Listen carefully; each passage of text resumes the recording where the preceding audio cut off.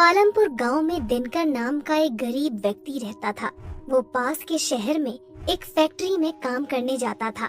उसकी पत्नी सीमा घर पर ही रहकर काम करती थी। उसकी भगवान में बहुत श्रद्धा थी। वो गांव से काम के लिए जब शहर जाता तो रास्ते में एक मंदिर पड़ता था और वहां पर एक बार रुककर आशीर्वाद जरूर लेता था। दोनों गरीबी से बहुत जूझ रहे थे। कभी कभी तो उनके यहाँ खाने को एक अन्न का दाना नहीं रहता था। फिर एक दिन उन पर दुखों का पहाड़ टूट पड़ता है। शहर की फैक्ट्री बंद हो जाती है। अब दिनकर के पास करने को कुछ नहीं था। सीमा, अब हमारा क्या होगा? मुझे तो लगता है ये भूख ही एक दिन हमारे प्राण ले लेगी। चिंता क्यों करते हो जी? ऊपर वाला है ना, वो हमारी कुछ न कुछ जरूर मदद करेगा। हे ऊपर वाले, कुछ तो हमारी मदद कर। आप भी ना जब देखो भगवान से मांगते ही रहते हो। अब ये देखो, भगवान को दीपक लगाने के लिए तेल ही नहीं है। अब मैं क्या करूं? अरे अपने जो खाने का तेल है ना, उसी से लगा दो। पर फिर हम लोग क्या खाएंगे? तुम भी न सीमा, तुम ही तो कहा करती हो कि ऊपर वाला हमारी मदद करेगा। ऐसा कहकर दोनों हंस पड़ते हैं। भगवान उन दोनों की इस आराधना से प्रसन्न हो जाते हैं कि उन दोनों के पास जब खाने को कुछ नहीं है तब भी उनकी भक्ति में कोई कमी नहीं आई। भगवान रात को ही उपहार स्वरूप उन्हें बिरयानी बनाने की मशीन देते हैं। अगली सुबह सीमा जब अपने घर का दरवाजा खोलती है तो बाहर बिरयानी बनाने की मशीन मिलती है। वो फटाफट दिनकर को बुलाकर लाती है। अजी देखिए, देखिए तो बाहर क्या है।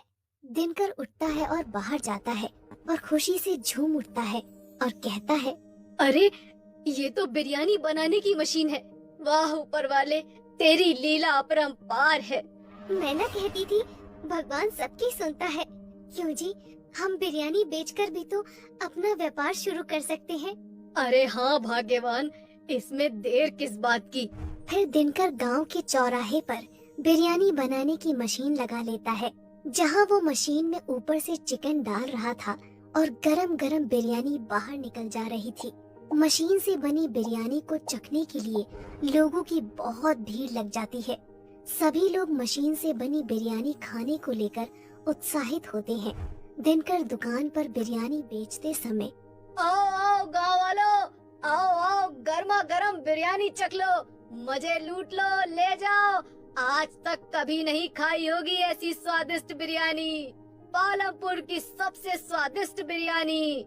वो ऐसा कहता जाता और चिकन मशीन के अंदर डालता जाता। दिनकर की दुकान पर भीड़ बढ़ने लगती है। धीरे धीरे दिनकर के पास पैसा भी बढ़ने लगता है। वो नया घर बना लेता है। दिनकर अब दुकान पर काम नहीं करता। उसने दुकान पर काम करने के लिए नौकर लगा लिए थे। दिनकर की बिरयानी दूर दूर तक जाने लगी। फिर उसने बिरयानी के दाम भी बढ़ा दिए थे। एक दिन जब दिनकर चिकन डालकर गरम गरम बिरयानी निकाल रहा था, तभी एक गरीब आता है और उससे बिरयानी मांगता है। पर वो बिरयानी के दाम सुनकर चौंक जाता है।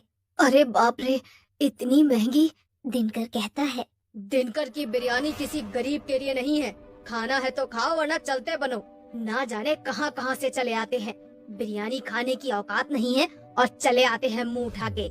ऐसा मत कहो दिनकर, तुम भी तो एक गरीब थे। गरीब था मूर्ख, अब नहीं हूँ। वो दिन बीत गए हैं। अब चलता बन यहाँ से, जबान मत लड़ा।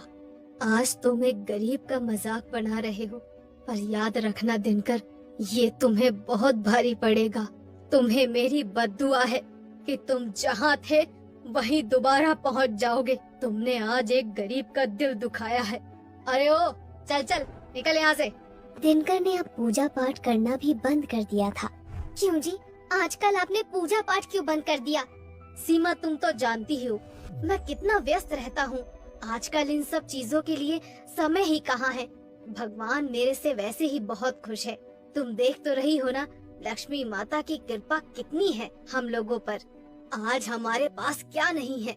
घर है, जमीन है, दुकान है, काम करने के लिए नौकर भी है। भला भगवान की कृपा नहीं है तो ये सब क्या है? तुम बिल्कुल फिक्र मत करो सीमा, भगवान मुझसे बहुत खुश है।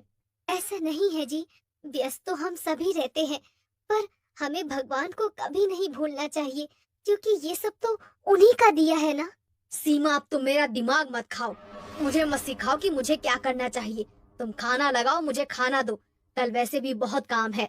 ठीक है जी, जैसा आपको उचित लगे, मैं तो बस कहने से रही। ऐसा कहकर वो दिनकर के लिए खाना लगा देती है। ऐसे ही कई दिन बीतते गए। दुकान पर एक बार जब बिरयानी बनाने की मशीन चल रही थी, तब नौकर ने जल्दी जल्दी में परोसते समय एक प्लेट बिरयानी जमीन पर गिरा दी। दिनकर को ये देखकर बहुत गुस्सा आया। उसने कहा, मूर्ख, तेरे को अक्ल नहीं है क्या? हाथ पैर टूट गए क्या तेरे? काम नहीं करना आता तो आता क्यों है यहाँ पे? ऐसा कहकर उसने नौकर को एक लात मारी। बेचारा नौकर आगे जाकर गिर जाता है। चला जा यहाँ से, दूर हो जा मेरी नजरों से। तुम जैसे दो कौड़ी के लोगों की मुझे जरा भी जरूरत नहीं है। बेचारा नौकर गरीब मजबूर था, वो वहाँ से उठकर चला जाता है। दिनकर गुस्से में लाल होकर घर जाता है और सीमा उससे पूछती है, अजी क्या हो गया है आपको? आप बहुत गुस्से में दिखाई दे रहे हैं। कुछ नहीं हुआ, ये गरीब लोग, इन्होंने तो मेरा जीना ही हराम कर दिया है। कभी कोई बद्दुआ देकर जा रहा है तो कभी कोई काम ही नहीं आ रहा है। मैं तो परेशान हो गया हूँ इन गरीब लोगों से। कैसी बातें कर रहे हैं आप? ऐसा नहीं बोलते हैं। मत भूलिए कि हम कहाँ से उठकर आए हैं। आप भी इन्हीं लोगों की तरह मजदूरी करने जाते थे। अब तुम मत शुरू हो जाओ सीमा। कहाँ से उठकर आए हैं, कहाँ से उठकर आए हैं, हर कोई मुझे यही बात याद दिलाता रहता है। मुझे भी पता है कि मैं कहाँ से उठकर आया हूँ, नहीं भूला हूँ मैं। पर क्या अब भी ऐसी ही जिंदगी जीता रहूं? अमीर हूँ, अमीर की तरह रहूंगा। ऐसा कहकर दिनकर सोने चला जाता है। अगली सुबह दिनकर दुकान पर जाता है और मशीन चालू करता है और ऊपर से चिकन डालना शुरू करता है। पर ये क्या, वो देखता है कि बिरयानी बनकर निकलती ही नहीं है। बाहर ग्राहक भीड़ लगाकर खड़े रहते हैं। बिरयानी लाओ भाई। अरे दिनकर भाई, बिरयानी लाओ। अरे भाइयों सब्र रखो, पता नहीं आज ये बिरयानी की मशीन क्यों नहीं चल रही है। दिनकर फिर मशीन चालू करता है पर मशीन फिर भी चालू नहीं होती है। दिनकर मशीन ठीक करने वाले मिस्त्री को बुलाकर लाता है। एक मिस्त्री मशीन ठीक करने आता है। दिनकर मिस्त्री से कहता है, अरे मिस्त्री भाई जरा देखो ना, कहीं कचरा तो नहीं फंस गया। मिस्त्री पूरी मशीन की जांच पड़ताल कर लेता है पर उसे कहीं भी कोई भी खराबी नहीं मिलती। मिस्त्री थक हार कर वहाँ से चला जाता है। आज इसमें ऐसा क्या हो गया है, ये चल क्यों नहीं रही है? धीरे धीरे जो भी भीड़ वहाँ पर खड़ी थी वो सब जाने लगते हैं। दिनकर भीड़ को समझाता है, अरे भाइयों, अरे कहाँ जा रहे हो? अभी चालू हो जाएगी, थोड़ा इंतजार करो।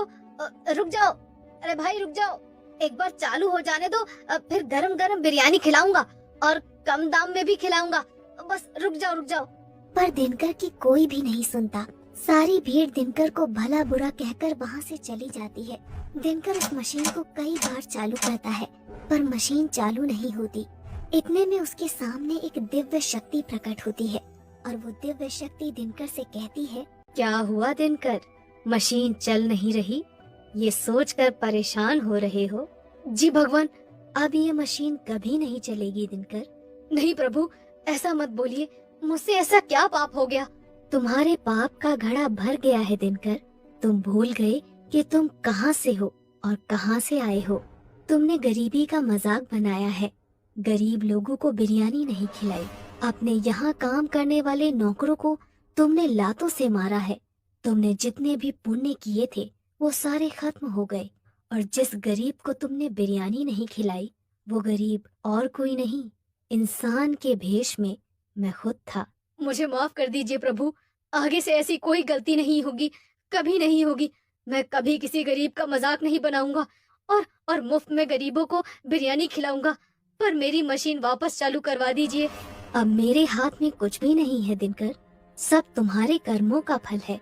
तुमने घमंड किया, इसकी कीमत तो तुमको चुकानी पड़ेगी।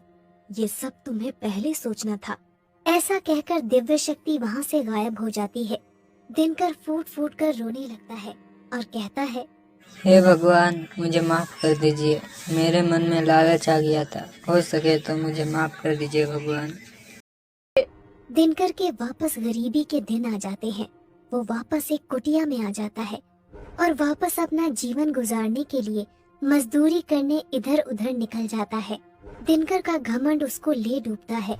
इसलिए कहा जाता है, कभी घमंड नहीं करना चाहिए।